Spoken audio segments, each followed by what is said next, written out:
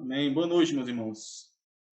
Mas, pela graça do Senhor, nós vamos mais uma vez refletir na palavra dele, né? Nós temos sido sustentados pelo Senhor. Isso deve ser motivo de grande alegria para nós, mesmo em meio às circunstâncias que nos assaltam e ao modo como nós estamos aqui nos encontrando. Mas devemos ser gratos ao Senhor por tudo isso, continuarmos sendo edificados por ele, né? Os irmãos me avisam aí se a conexão ficar ruim, mas pela graça do Senhor nós vamos conseguir refletir na palavra dele, né? Meus irmãos, quando nós olhamos para muitos crentes do passado, aqueles que nós chamamos de heróis da fé, né? Aqueles que nós sabemos que o mundo não foi digno de os receber, né? E quando nós olhamos também para muitos crentes do presente, homens e mulheres de Deus que entregam as suas vidas pela causa do Evangelho, ou porque vão ser missionários, pregar a palavra de Deus em outros lugares, em locais de difícil acesso, ou porque dedicam a sua vida em amor a Cristo para cuidar das suas famílias, para pastorear os seus lares, ou porque dedicam as suas vidas em amor a Cristo para cuidar das ovelhas do Senhor, como o nosso pastor, como outros pastores assim o fazem. Quando nós olhamos para esses exemplos, nós muitas vezes nos perguntamos, ou pelo menos nós deveríamos nos perguntar, o que é que há de diferente nesses homens e mulheres que entregam a sua vida pelo Evangelho? O que é que os impulsiona dessa maneira? Qual é o segredo dessa maturidade, desse crescimento? Como é possível que eu esteja tão distante da piedade deles, mesmo tendo tanto tempo de fé, por exemplo? Será que é porque esses crentes leem mais as escrituras do que eu? Será que é porque eles oram mais? Será que é porque eles servem mais ao Senhor? Será que é porque a vida deles é melhor organizada, é melhor ajustada? Às vezes, meus irmãos, parece, o sentimento que dá é que esses servos de Deus são seres que vivem em um outro mundo, muito diferente do nosso. Porque nós não somos como eles. Ou, em uma reflexão mais pessoal, por que que eu não sou como esses homens? Claro que isso não é não é inveja, não é uma expectativa pecaminosa, mas é uma reflexão de se temos a mesma fé, por que que nós reagimos de forma diferente ao Evangelho, independente dos dons que nós recebemos, ou dos talentos que nós temos, ou de como nós atuamos no reino de Deus, servindo ao Senhor. John Bunyan, o mesmo que escreveu O Peregrino, né? Em um outro livro, Graça Abundante ao Principal dos Pecadores, que é uma autobiografia dele, desse puritano. Esse livro, inclusive, tem na livraria Castelo Forte, né? Ele relata que em um certo momento da sua vida, onde ele já frequentava uma igreja, onde ele já lia frequentemente a Bíblia, e por conta de uma certa rotina religiosa que ele tinha, de se relacionar com pessoas, com cristãos, ele já havia conseguido se livrar de praticamente todos os comportamentos escandalosos que ele tinha, por vergonha, por ser recriminado. E isto era visto por esses que caminhavam com ele, era admirado pelos que o conheceram, e esses, inclusive, testemunhavam da conversão dele.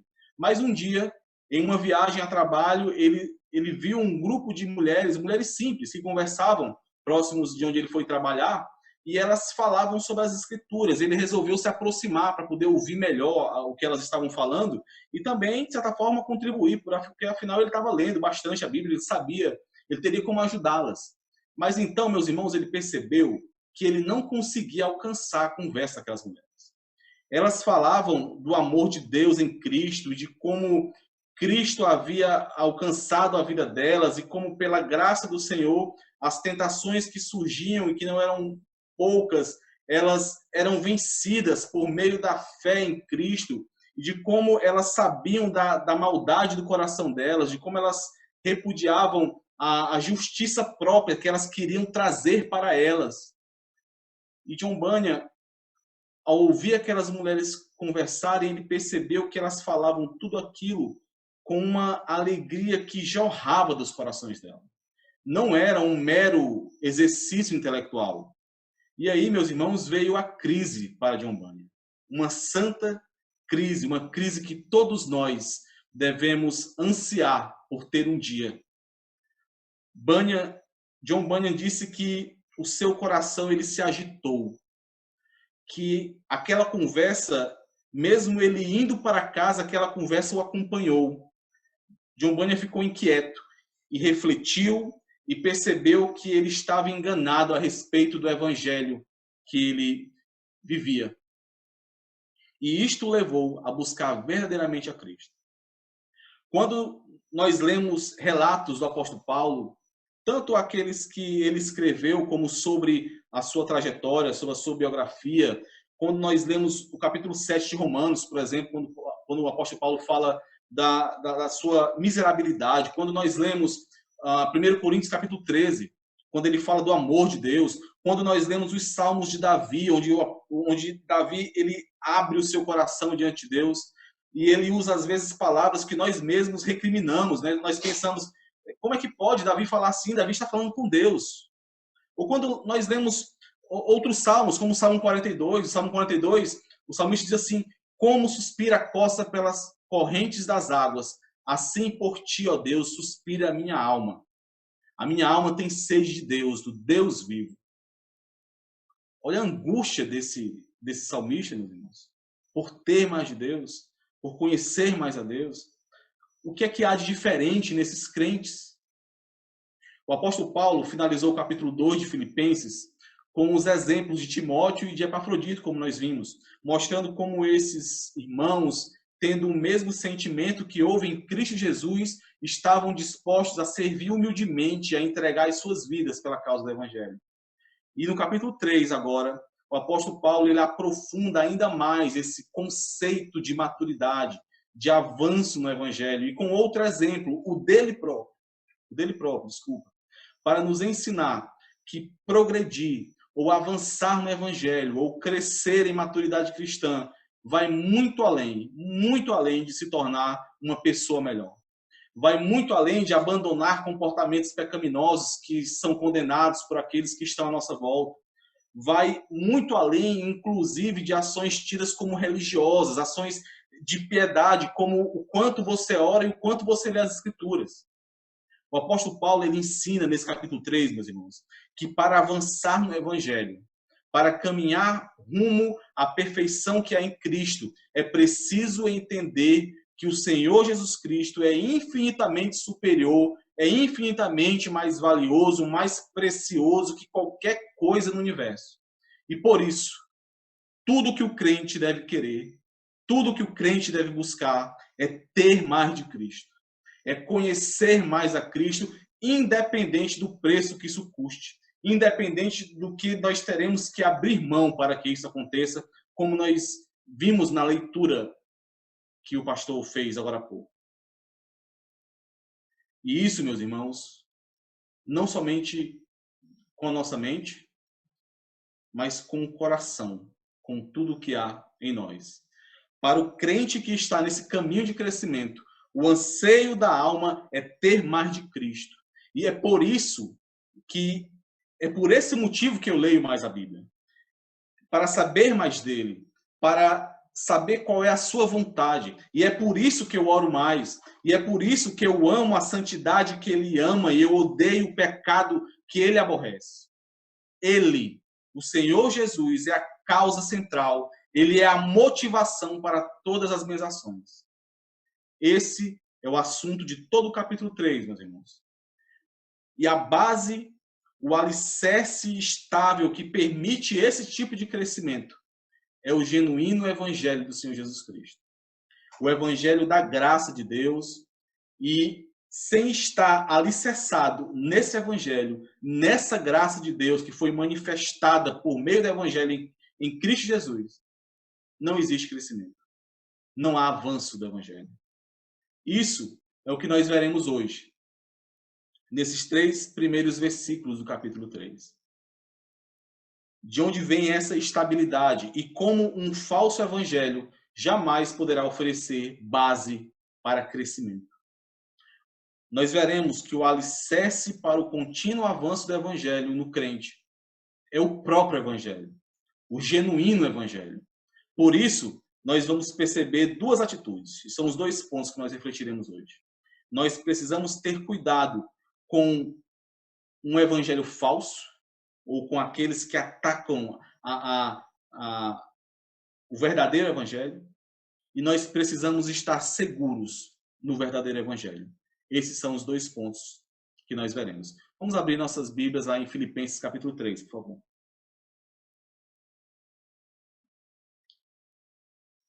O apóstolo Paulo, ele inicia o capítulo 3, chamando os irmãos, mais uma vez, a alegrarem-se no Senhor, né? Como nós encontramos no versículo 1. Quanto ao mais, irmãos meus, alegrai-vos no Senhor. A mim não me desgosta e é segurança para vós outros que eu escreva as mesmas coisas. O mandamento, né, essa ordem de alegrar-se no Senhor, já veio duas vezes antes nessa epístola, e nós já vimos no capítulo 1, versículo 18, e no capítulo 2, versículo 17 e 18. Ambas as vezes em resposta ao avanço do evangelho em meio à oposição e às dificuldades. Aqui, no capítulo 3, versículo 1, essa ordem, mais uma vez, parece estar bastante relacionada à alegria insuperável que vem do evangelho, a alegria de conhecer a Cristo, de progredir nesse conhecimento, como o apóstolo Paulo relata, lá nos versículos seguintes, onde o pastor leu hoje, um pouco tempo atrás, né? Agora há pouco. Mas ainda no versículo 1, meus irmãos, na parte B, o apóstolo Paulo explica aos filipenses que para ele não é problema nenhum, ou trabalho nenhum, ou enfado nenhum escrever o que ele chama de as mesmas coisas. Ou seja, aquilo que o apóstolo Paulo vai dizer em seguida já foi dito antes, em algum momento, por ele aos filipenses, e possivelmente, não somente uma vez, mas é importante que seja repetido. Não por falta do que dizer, mas porque é essencial para a segurança dos filipenses, como o apóstolo Paulo fala, para que eles se mantenham nesse caminho de crescimento, de desenvolvimento da salvação deles.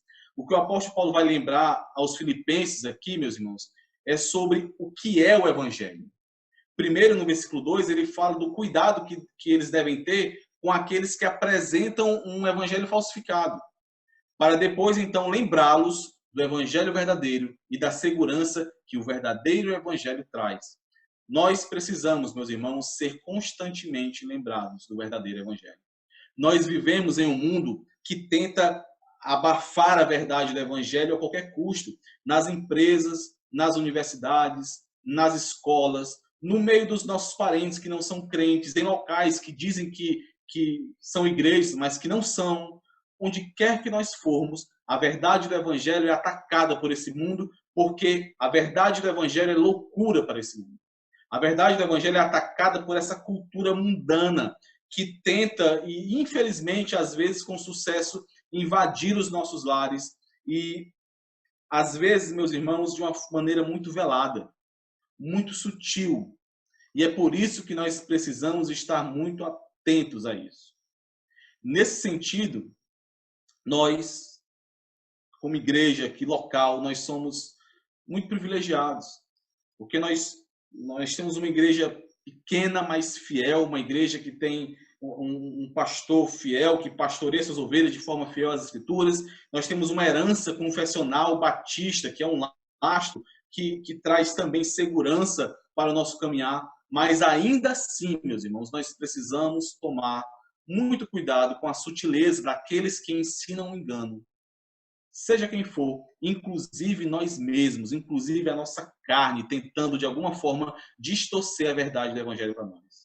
No versículo 2, o apóstolo Paulo, por 3 vezes, ele alerta, ele traz uma advertência aos filipenses. E essa repetição, o fato dele repetir por 3 vezes essa ordem de cuidado, de cautela, mostra a seriedade dessa advertência, desse alerta. Vamos ler o versículo 2. Acautelai-vos dos cães, acautelai-vos dos maus obreiros, acautelai-vos da falsa circuncisão. Existe um consenso, meus irmãos, de que o apóstolo Paulo aqui ele falava a respeito dos judaizantes, ou seja, aqueles que se diziam judeus cristãos, mas que já há vários anos vinham ensinando outro meio de salvação aos gentios que não somente Cristo. nós vemos lá em Atos 15 o registro do Concílio de Jerusalém para tratar sobre isso, exatamente sobre esse tipo de problema. Mas embora pelo tom do apóstolo Paulo nessa epístola aos Filipenses, não seja provável que os judaizantes estivessem entre os filipenses, Paulo ele faz um alerta aos filipenses sobre o grande perigo dos seus falsos ensinos. O apóstolo Paulo, de maneira muito irônica, como nós vamos ver, ele apresenta esses falsos mestres a partir de 3 ângulos, ou de 3 perspectivas diferentes: cães, maus obreiros e os da falsa circuncisão. Além do problema naquela época, que seria o perigo de você encontrar grupos de cães selvagens, né, em meio a viagens, os cães, meus irmãos, eles eram considerados animais impuros para os judeus. E alguns argumentavam que, como os cães eram conhecidos por comer lixo, os judeus usavam esse termo para se referir aos povos gentios, porque esses povos eles não seguiam as leis dietéticas judaicas, né? Mas o fato é que essa era a forma que os judeus usavam para expressar a impureza dos gentios e, portanto, a incapacidade de relacionamento desse povo impuro com o povo de Deus, o povo de um Deus santo, o povo de um Deus puro. O que o apóstolo Paulo está fazendo aqui é virando, ironicamente, cabeça para baixo, essa metáfora dos judeus, e ele está aqui afirmando que estes falsos cristãos judeus, eles são os verdadeiros cães, os verdadeiros impuros, aqueles que, embora se achassem como parte do povo de Deus, verdadeiramente não eram. Não tinham parte com Deus porque não tinham parte com Cristo. Eles não são a verdadeira circuncisão. Estes mesmos eram também maus obreiros. E embora nós possamos entender que o apóstolo Paulo está dizendo que eles eram maus obreiros porque não eram bons servos ou eram falsos obreiros, embora isso não esteja errado, o ponto do apóstolo Paulo aqui é que as obras deles eram más. A ironia disso, meus irmãos, é que estes maus obreiros acreditavam e ensinavam a necessidade das obras da lei para que alguém fosse reconhecido como bom, como justo diante de Deus, para que alguém fosse justificado diante de Deus. E o apóstolo Paulo diz que, na verdade, o ensino deles, essa prática deles, qualifica as suas obras como obras más, obras de impiedade, obras de oposição a Deus, e não de participação no seu povo. A terceira perspectiva do apóstolo Paulo, a respeito desses falsos mestres, meus irmãos, é ainda mais forte. O apóstolo Paulo pega o ponto principal da pregação deles, o símbolo maior que eles atribuíam à aliança com Deus, que eles associavam a fazer parte do povo de Deus, e coloca como aquilo que, na verdade, os separa de Deus, os aparta de Deus. A palavra circuncisão, que é utilizada aqui pelo apóstolo Paulo, diga-se de passagem, é a única vez que ele utiliza, que nós encontramos essa palavra nas Escrituras. Ela é traduzida como falsa circuncisão, mas ela não é a mesma palavra para o termo circuncisão. É uma palavra similar, é uma palavra que tem termos parecidos ali, mas que não significa circuncisão. Significa, traz uma ideia daqueles que amputam alguma coisa, daqueles que separam partes, daqueles que mutilam. É diferente daquela palavra mutilação que nós vimos lá em Gálatas. Não é a mesma palavra. Ela traz uma ideia um pouco diferente. O que o apóstolo Paulo quer dizer aqui, com esse termo, meus irmãos, aparentemente, é que diferente do que pregavam os judaizantes, de que era preciso que aqueles que criam em Cristo fossem circuncidados para fazer parte do povo de Deus, aqueles que se submetiam aos judaizantes eram, na verdade, mutilados, cortados, separados do corpo de Cristo e, portanto, não eram povo de Deus. Estes falsos mestres eram impuros, obreiros da iniquidade e apartados de Deus. Mas aí nós perguntamos, meus irmãos, por que tudo isso, né? Que mal faria, então, para evitar até contendas maiores, para formar uma frente unida de avanço do evangelho? Que mal teria circuncidar os gentios? Com certeza, a grande maioria deles nem iriam se opor. Mas a questão aqui, meus irmãos, como nós já vimos lá em Gálatas, quem participou da série de Gálatas, aqui o que está em jogo é o evangelho. E Paulo, o apóstolo Paulo, não brinca com o evangelho. Porque permitir isso, meus irmãos, em nome de qualquer que fosse a justificativa, seria ensinar um falso evangelho. Seria adicionar a cruz do Senhor Jesus Cristo, outro meio de salvação. Seria confiar na carne e nas obras do homem, ao invés de confiar em Cristo. Seria voltar a Adão, a antiga aliança, e rejeitar a nova aliança, rejeitar o próprio Cristo. Por isso o desespero de Paulo, quando ele escreve aos Gálatas, por exemplo. Nós precisamos nos lembrar, meus irmãos, um evangelho minimamente alterado para ser adaptado aos desejos do homem, com qualquer que for a justificativa, é maldição e não salvação. Crer que a sua salvação ou o seu crescimento no evangelho pode ser obtido por algum mérito seu, por algo que você possa fazer, não somente é algo contrário à verdade, mas é algo que vai afetar negativamente a sua santificação, o seu crescimento na fé. E para alguns, meus irmãos, esse será o tipo de pensamento que os conduzirá ao inferno. Mas a pior causa de tudo nessa mensagem é que, ao ensinar que é necessário adicionar algo para a salvação ou para o crescimento na fé, essa mensagem, ela tenta roubar a glória de Cristo na salvação. A glória de Deus é atacada quando nós sugerimos que algo precisa ser acrescentado à salvação que nós recebemos em Cristo, para que ela se torne uma realidade mais completa.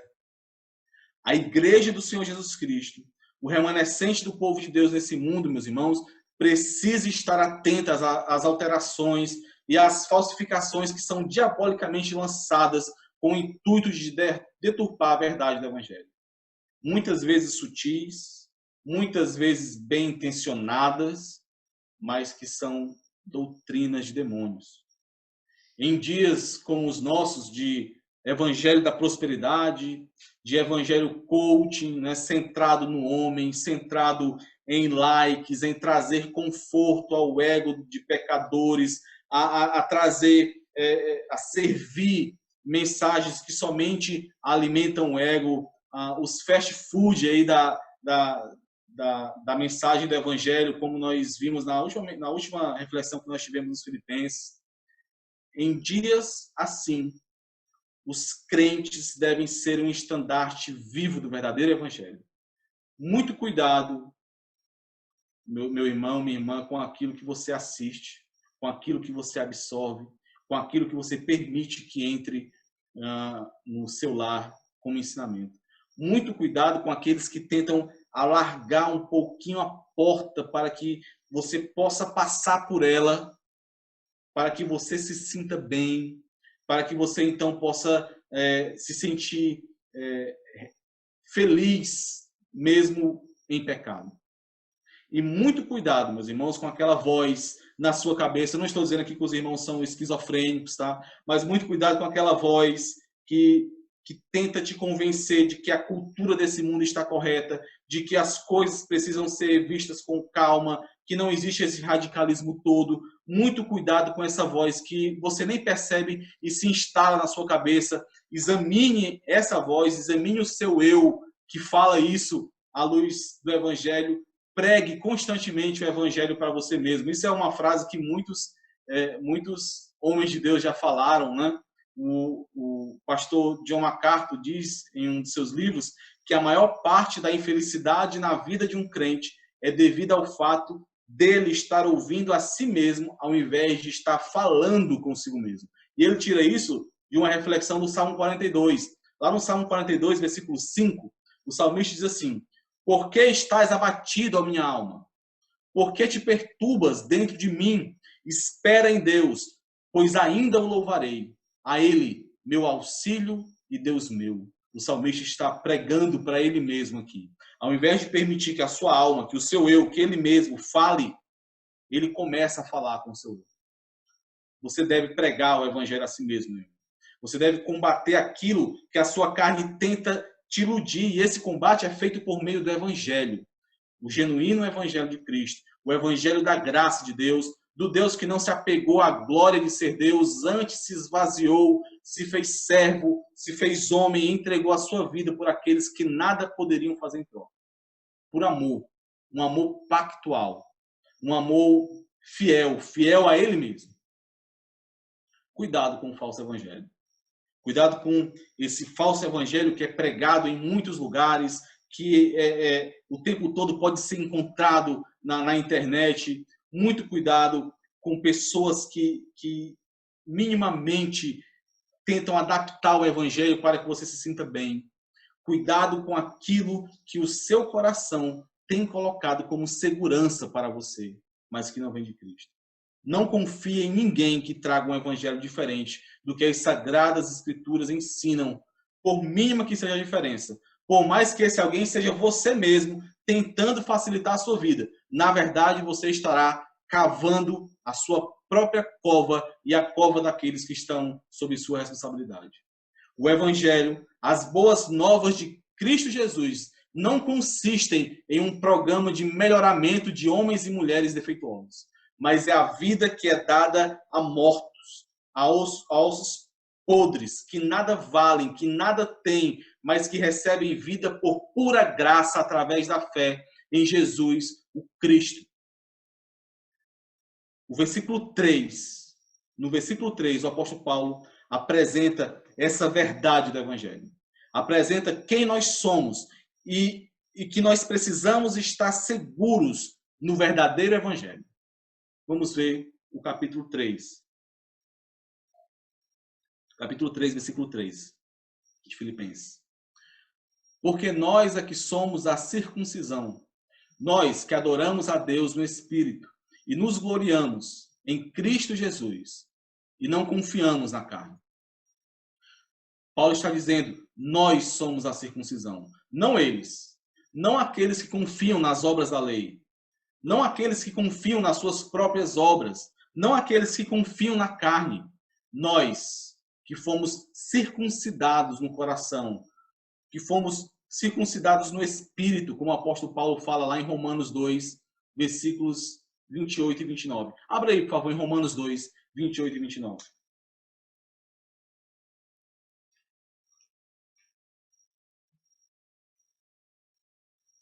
Porque não é judeu quem o é apenas exteriormente, nem é a circuncisão aqui é somente na carne.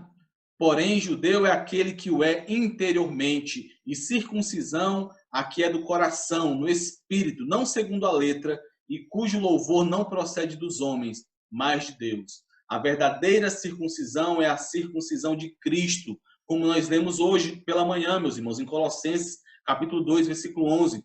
Aquela cuja circuncisão da antiga aliança apontava, era apenas uma sombra, cuja própria lei e os profetas ensinavam. O apóstolo Paulo vai então definir quem são esses nós que ele fala aí, né? Quem são esses que são realmente, que são a verdadeira circuncisão? Vai apresentar duas características deles. Nós que adoramos no Espírito e nós que nos gloriamos em Cristo Jesus e não confiamos na carne. Essas duas últimas, elas formam um único paralelo, mostrando de formas diferentes essa verdade. Vamos ver primeiro nós que adoramos a Deus no Espírito. Algumas versões, meus irmãos, traduzem essa frase como nós que servimos pelo Espírito. E essa palavra traz realmente uma ideia de serviço. Inclusive, o Antigo Testamento, traduzido para o grego, ele usa essa palavra para remeter ao serviço levítico no templo. O serviço daquele que presta um culto a Deus. No entanto, esse serviço e essa palavra também inclui a ideia de adoração. É por isso que o tradutor a traduziu aqui como uma adoração por meio do Espírito. E ela é uma adoração em espírito e em verdade, como nós vemos nesse mesmo sentido lá no Evangelho segundo João, capítulo 4, versículos 23 e 24. Lá o Senhor Jesus fala com uma samaritana e ele diz que os verdadeiros adoradores adorarão o Pai em espírito e em verdade. O apóstolo Paulo, ele tinha esses dois conceitos em vista aqui. O conceito de serviço e o conceito de adoração por meio do Espírito. Os judaizantes, eles alegavam que serviam a Deus guardando a Torá, guardando os ensinamentos da antiga aliança, mas eles estavam fazendo isso de maneira carnal, sem o poder do Espírito Santo. E sem o Espírito, sem estar fincado na verdade que é Cristo, qualquer tipo de adoração, qualquer tipo de serviço ao Senhor não passa de idolatria, meus irmãos. Não passa de um serviço à carne, não passa de um serviço ao ego. Não é um serviço a Deus. Estes que assim servem a Deus, sem o Espírito, estão na carne, e na carne não se pode agradar a Deus, como nós encontramos lá em Romanos 8, versículos 8 e 9. Vou ler para os irmãos, não precisa abrir. Portanto, os que estão na carne não podem agradar a Deus. Vós, porém, não estáis na carne, mas no Espírito, se de fato o Espírito de Deus habita em vós. E se alguém não tem o Espírito de Cristo, esse tal não é dele. Somente através da fé em Cristo, a fé que é dada àquele que é salvo, como nós vemos lá em Efésios capítulo 2, versículo 8 e 9, pela graça, mediante a fé sois salvos. É somente este que recebe o Espírito Santo, que é selado pelo Espírito, ele verdadeiramente pode adorar e servir a Deus. Esses são os verdadeiros adoradores. Esses são a verdadeira circuncisão. Esses são o povo de Deus. A verdadeira adoração, meus irmãos, ela é espiritual, não carnal. Ela não depende de ritos ou de méritos humanos, mas ela é somente possível por meio do Espírito Santo de Deus, que graciosamente é dado pelo próprio Deus. Por isso, o versículo 8 do capítulo 2 de Efésios finaliza dizendo que não há espaço para vanglória, não há espaço para orgulho, porque é tudo pela graça. Sois salvos pela graça mediante a fé, para que ninguém se glorie. A segunda característica que o apóstolo Paulo dá a respeito de quem realmente é o povo de Deus, que é apresentada aqui, meus irmãos, como eu falei, em um par, né, com uma característica positiva e uma negativa, ela está na segunda parte do versículo 3, do capítulo 3 de Filipenses. Vamos ler mais uma vez. Porque nós é que somos a circuncisão, nós que adoramos a Deus no Espírito, e nós que nos gloriamos em Cristo Jesus e não confiamos na carne. O apóstolo Paulo, ele usa essa expressão gloriar-se em Cristo em diversas vezes, meus irmãos, em suas epístolas. Mas o que isso significa? Se você for procurar em um dicionário, o que significa a expressão gloriar-se, de uma forma geral, você vai encontrar que significa se sentir orgulhoso por algo. Ou se sentir orgulhoso por ser alguém ou ter algo. É sentir-se satisfeito em si mesmo, por quem você é, pelo que você fez, pelos seus méritos. Em um sentido natural dessa palavra, gloriar-se significa sentir-se orgulhoso de si mesmo. Um sentimento de autoadmiração, de satisfação consigo mesmo, por conta dos méritos que você tem. Esse sentido de gloriar-se, como orgulhar-se, ou como exibir admiração, ou como louvar, né? Claro que tudo isso apontado para Cristo, ele pode ser visto aqui na fala do apóstolo Paulo, mas não é o único sentido dessa palavra aqui. E o complemento que ele dá na parte seguinte, quando ele diz, nós que não confiamos na carne, revela essa relação entre gloriar-se, que apresenta orgulho ou satisfação por algo, e a confiança que se tem nesse algo.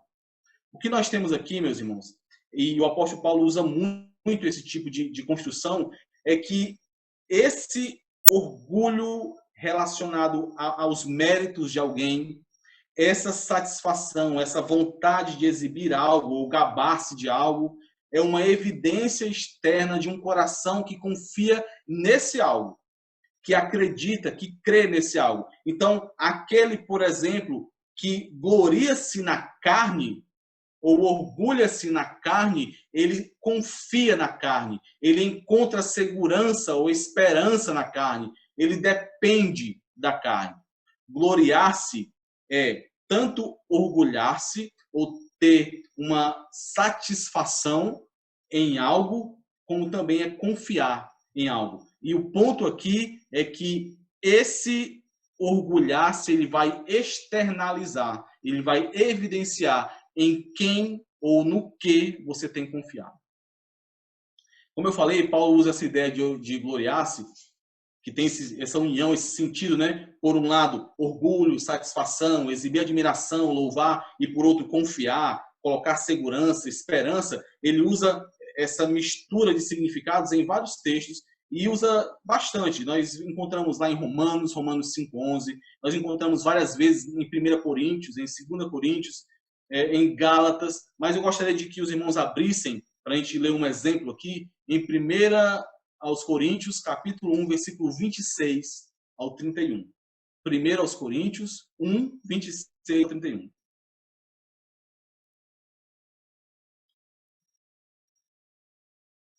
1 aos Coríntios, capítulo 1, versículo 26 ao 31. Diz assim: Irmãos, reparai, pois, na vossa vocação, visto que não foram chamados muitos sábios segundo a carne, nem muitos poderosos, nem muitos de nobre nascimento. Pelo contrário, Deus escolheu as coisas loucas do mundo para envergonhar os sábios, e escolheu as coisas fracas do mundo para envergonhar as fortes. E Deus escolheu as coisas humildes do mundo e as desprezadas e as que não são, para reduzir a nada as que são, a fim de que ninguém se vanglorie na presença de Deus, mas vós sois dele em Cristo Jesus, o qual se nos tornou da parte de Deus sabedoria e justiça e santificação e redenção, para que, como está escrito, aquele que se gloria, glorie-se no Senhor. Paulo está dizendo aqui, meus irmãos, que não são muitos os sábios, os poderosos, os ricos que foram chamados pelo Senhor. E isso para que ninguém ache que foi por conta da sua sabedoria, do seu poder, ou da riqueza que tem, ou de qualquer outra suposta fonte de méritos que podem receber salvação. Como pode o louco ou o ignorante se orgulhar da sua sabedoria? Como pode o fraco se orgulhar do seu poder? Não. Glorie-se no Senhor. E de onde é, meus irmãos, que o apóstolo Paulo tira isso? Esse texto é fantástico. Abram aí, por favor, em Jeremias, capítulo 9. Jeremias, capítulo 9, versículos 23 e 26 ao 26. De onde o apóstolo Paulo utiliza essa construção de glorie-se no Senhor, que ele cita diretamente aqui em 1 Coríntios, e que utiliza em vários outros textos, como eu falei, ele usa muito essa expressão. Jeremias, capítulo 9, versículos 23 a 26. Aqui, meus irmãos, Jeremias, o profeta Jeremias está falando do juízo que viria sobre Judá, e isso pela desobediência, pela quebra do pacto, pelo pecado, e que ninguém escaparia do juízo do Senhor. Ninguém poderia escapar desse juízo. Nesse contexto, Deus fala por meio de Jeremias, né? Versículo 23. Assim diz o Senhor, não se glorie o sábio na sua sabedoria, nem o forte na sua força, nem o rico nas suas riquezas. Mas o que se gloriar, glorie-se nisto, em me conhecer e saber que eu sou o Senhor e faço misericórdia, juízo e justiça na terra. Porque destas coisas me agrado, diz o Senhor. Eis que vem dias, diz o Senhor, em que castigarei a todos os circuncidados, juntamente com os incircuncisos, ao Egito e a Judá, e a Edom e aos filhos de Amon, e a Moabe, e a todos que cortam os cabelos nas têmporas e habitam no deserto, porque todas as nações são incircuncisas, e toda a casa de Israel é incircuncisa de coração. Podem ser circuncidados na carne, mas os seus corações não são circuncidados. Deus diz aqui a esse povo que acha que pode confiar, que se orgulha da sua sabedoria, do seu poder, da sua riqueza. Ele diz, você acha que você pode se orgulhar da sua sabedoria? Você acha que a sua sabedoria ela pode te salvar do meu juízo? Ou o seu poder? Ou a sua riqueza? Não, não pode. Vocês podem confiar e podem se orgulhar na sua sabedoria, na sua força e na sua riqueza, mas isto não os salvará. Se alguém quer se gloriar em algo, se alguém quer exibir confiança em algo, glorie-se em me conhecer, em se relacionar comigo. Quando o profeta fala aqui, escreve aqui, em me conhecer e saber que eu sou Deus, ele está falando desse relacionamento, de comunhão com Deus. E ele continua, eu que faço misericórdia. O termo misericórdia aqui, meus irmãos, é aquele mesmo que o pastor comenta muito lá em Oséias, o Hesed, né? Aquele amor pactual, aquela lealdade. Eu sou o que faço misericórdia, juízo e justiça na terra. É na cruz, meus irmãos. O profeta Jeremias está aqui apontando para a cruz de Cristo. Na cruz de Cristo nós encontramos isso. Em Cristo nós encontramos essa misericórdia, esse amor pactual, esse juízo e essa justiça. É por isso que o apóstolo Paulo finaliza lá o capítulo 1 de 1 Coríntios, no versículo 30, dizendo, mas, como nós acabamos de ler, mas vós sois dele, e em Cristo Jesus, o qual nos tornou da parte de Deus sabedoria e justiça e santificação e redenção. Por isso, quem se gloria, glorie-se no Senhor. Gloriar-se em Cristo, meus irmãos, é ser satisfeito nele. Feliz pelo que ele fez, pelas obras dele, pelos méritos dele, pelas coisas que Cristo graciosamente nos deu, pelo que eu sou nele. Gloriar-se em Cristo, meus irmãos, é depender somente dele, confiar nele, encontrar segurança nele. Confiar que a nossa salvação só pode vir dele. Não há nada que eu possa fazer. Não há nada em mim que possa gerar um motivo para que eu seja salvo. Não são as ações que eu faço. Não é a minha bondade que eu acho que tenho. Não são os meus méritos, meus irmãos. Mas pelo que ele é, pelo que ele fez. Somente nele eu posso encontrar a minha identidade de crente, de cristão. A nossa identidade, meus irmãos, ela não pode estar embasada unicamente, não pode estar embasada em qualquer que seja outra coisa, a não ser unicamente no Senhor Jesus Cristo, em quem nós somos nele. Você é crente porque você está em Cristo Jesus. Se você não está em Cristo Jesus, você não é crente. Você é crente por conta da obra dele, da salvação que ele deu. Não é porque você é uma boa mãe, ou porque você é um bom pai, não é porque você pratica boas obras, não é porque você acha que pode exibir algum mérito por meio do que você faz. Existe um pensamento pagão muito antigo, de que, e isso é muito encontrado ainda hoje, de que no juízo final vai ter uma balança diante das pessoas do mundo e vão pesar as boas obras dela e as más obras dela, e dependendo para onde correr essa balança, a pessoa vai ser salva ou não. Isso não existe, meus irmãos. Não é por nada que eu possa fazer. Não é por conta do zelo que eu possa ter em servir a igreja. Não é por conta do zelo que eu possa ter em ler a palavra de Deus, em orar. Não é porque o meu plano de leitura anual ele está sendo seguido à risca. Não, eu não estou dizendo aqui de forma nenhuma. Eu sei que os irmãos não vão pensar isso, porque os irmãos já receberam muito ensinamento aqui nessa igreja, mas eu não estou dizendo que você deve parar de fazer essas coisas, ou que elas não são importantes, que não é importante ler a palavra de Deus, não é importante orar, não é importante ser um bom pai, uma boa mãe. Não é isso que eu estou falando.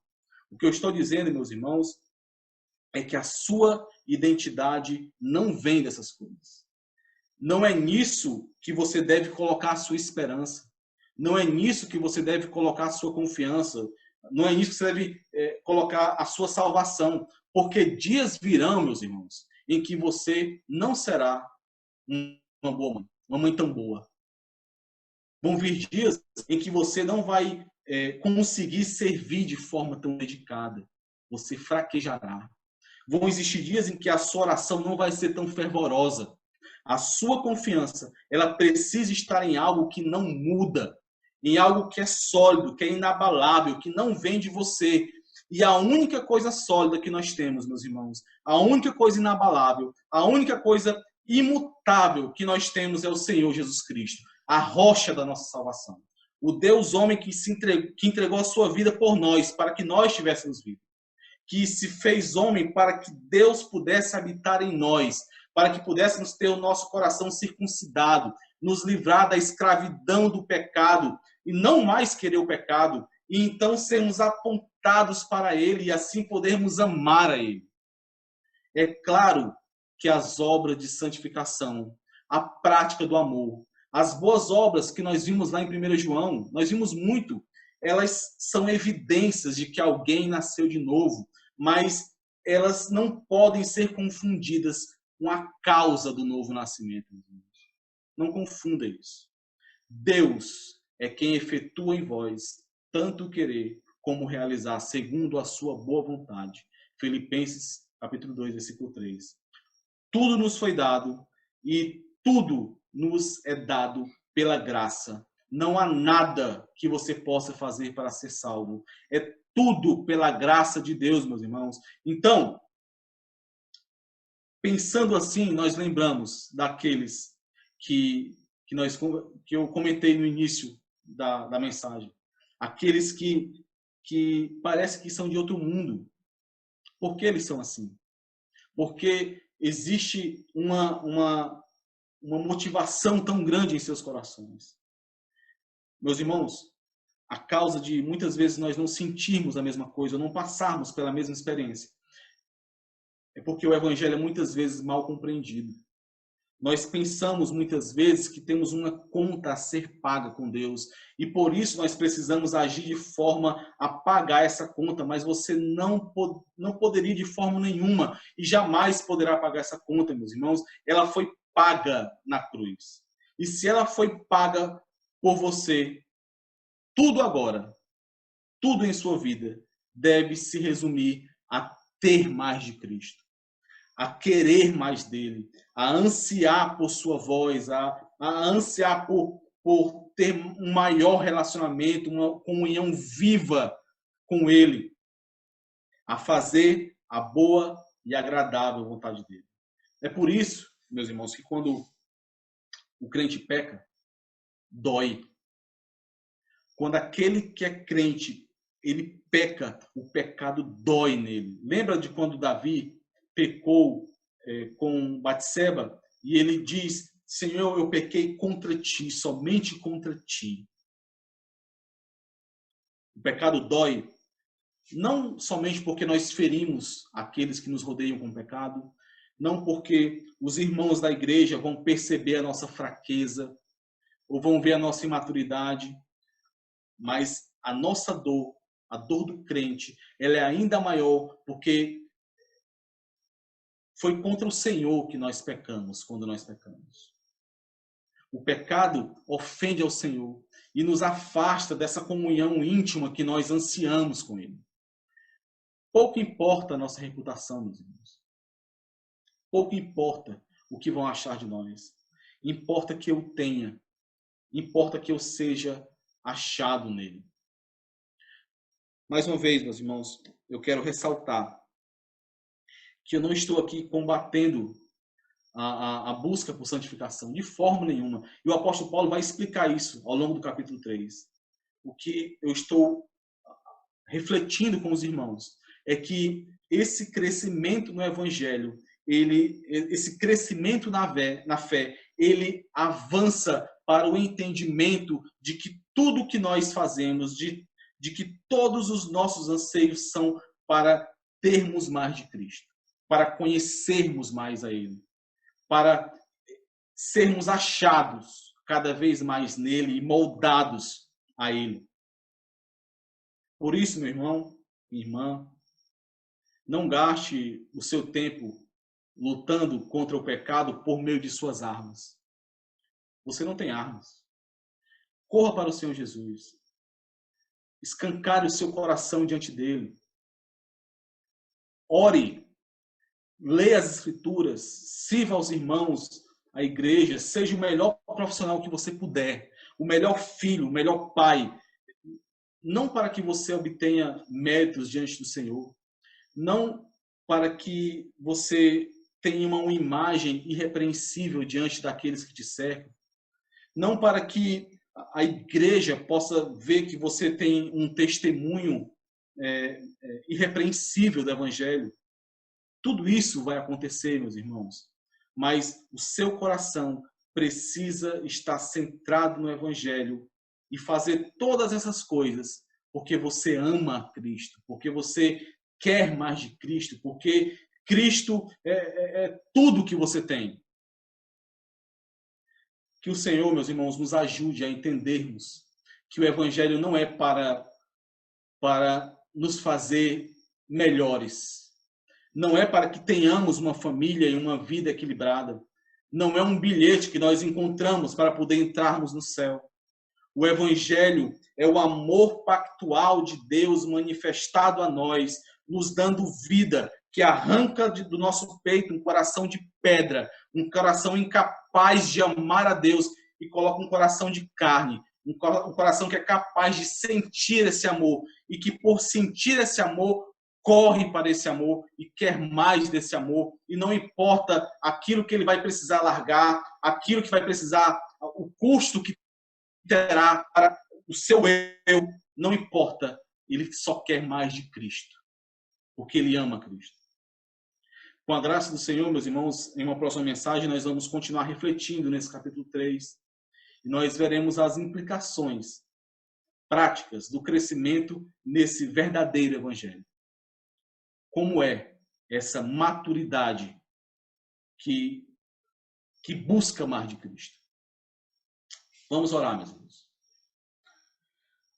Santo Deus, Pai, nós te louvamos, nós somos gratos por mais essa porção da tua palavra que nós podemos refletir.